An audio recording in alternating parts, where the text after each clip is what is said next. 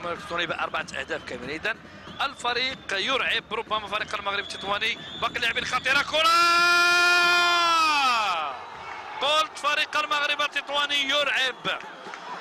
محاولة أخرى من الجهة اليمنى، مارس فريق المغرب التطواني ضغطا كبيرا في الدقائق الماضية. أولى الأهداف الآن سيغير ربما عزيز العمري كل شيء في المباراة اليوم بعد تسجيل الهدف الأول. هذا هو فريق المغرب التطواني. سننتظر رغم كل شيء الفريق النادي المكناسي كيف سيرد.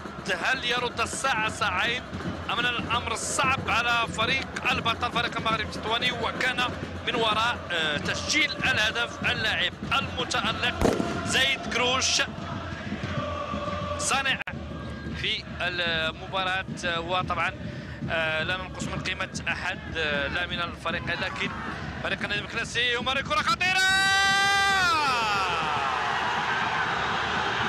هدف التعادل لصالح فريق النادي المكناسي. هدف التعادل في الدقائق الأولى من الجولة الثانية.